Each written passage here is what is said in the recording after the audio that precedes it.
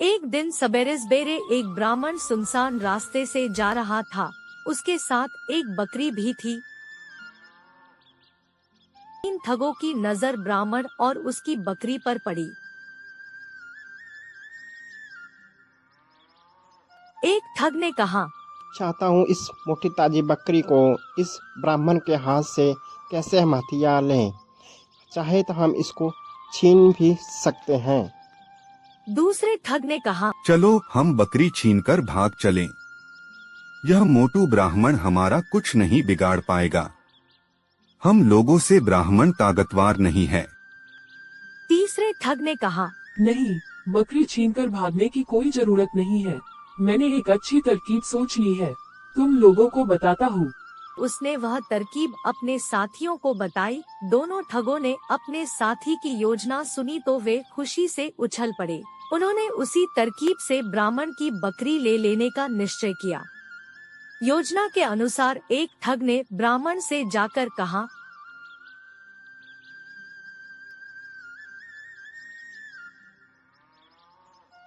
पंडित जी प्रणाम।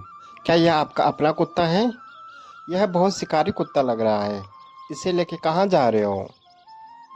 ब्राह्मण को यह सुनकर बहुत गुस्सा आया।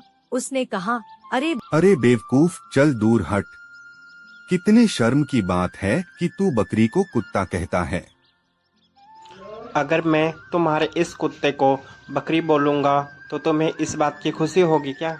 तुम्हें दिखता नहीं है ये बकरी है जिसे तुम कुत्ता कह रहे हो। तुम यहाँ से चले जाओ, तुम चोर दिखाई देते हो। हुआ वह ठग चला गया। थोड़ी देर के बाद दूसरा ठग ब्राह्मण के पास आया।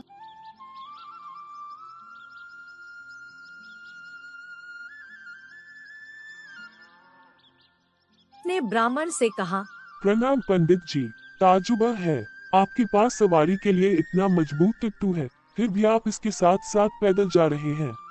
हे भगवान, अरे क्या तुम्हें यह बकरी टट्टू दिखाई दे रही है? तुम मुझे ज्यादा मैं तो समझ रहा था कि आप कोई विद्वान ब्राह्मण होंगे, पर आप तो संकी लगते हैं। आपको तो टट्टू और बकरी में कोई फर्क ही नजर नहीं आता। कहते हुए वह ठग भी चलता बना। कुछ समय के बाद तीसरा ठग ब्राह्मण के पास आया। उसने कहा,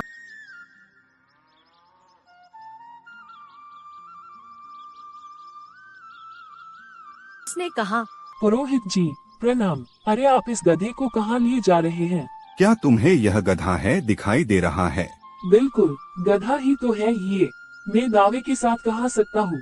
सुनकर ब्राह्मण घबरा गया। उसे लगा कि उसकी बकरी वास्तव में कोई पिशाचनी है। वह समय समय पर अपना रूप बदलती रहती है, इसलिए ब्राह्मण बकरी को वहीं छोड़कर भाग खड़ा हुआ। यह देखकर तीनों ठग बहुत खुश हुए। वे